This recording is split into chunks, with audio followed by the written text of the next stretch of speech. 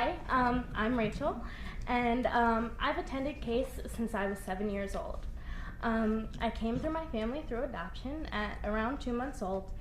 I was found in a dumpster and left for dead, and someone found me. I was hours old, and a police investigation turned up nothing.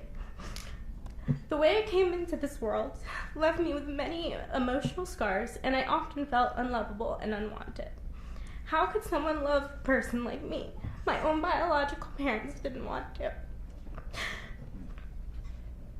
Because of this traumatic experience, I harbored feelings of loss, as well as a fear of abandonment and fear for my own safety. I remember thinking that every day when my parents left for work, that was the last time I was ever going to see them. That they were going to leave me in some horrible way, like a car accident or an explosion, and I would be left alone, much like I was in that dumpster years before. It became an uncontrollable and debilitating anxiety. I couldn't go to school or sleepovers, and there were many nights spent awake and crying when a parent had to go on a business trip. That's when C.A.S.E came into my life. I had been to some therapists before, but none could really understand the emotional trauma because of my birth story and the circumstances surrounding my adoption. It was at C.A.S.E that I met Debbie, and I finally felt like I had someone who understood my special needs. Debbie helped me to understand that my parents loved me and would not leave me, and that there was nothing I could have done to my biological parents to make them keep me.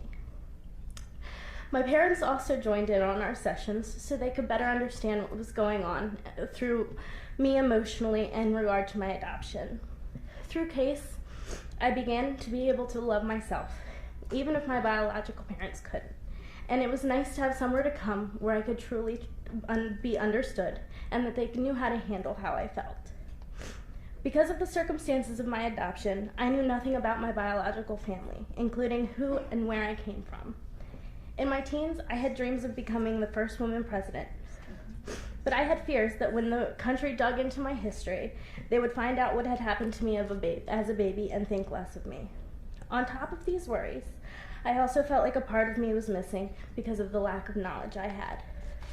This is when Debbie told me one of the most profound sentences of my entire life. She told me that I could use what I knew of my background and take some of my assumptions to make my own story and therefore create my own identity. At the age of 19, I found some distant blood relatives through a DNA service. After talking to them, I learned that I was Mexican and Native American. It may not sound like a lot, but to me it was a big piece of my identity puzzle solved, and it took a huge weight off my shoulders. As I age and different issues come up, I know that I can rely on the people at C.A.S.E to help guide me through. My story comes together more and more every day, and in June I will begin my own family with a great man. That means the world to me, and without C.A.S.E, I don't think I could have managed that. I am currently an intern at C.A.S.E, and it's been amazing to give back to a place that helped me so much over the years, and gave me hope when I felt that I had none. Thank you.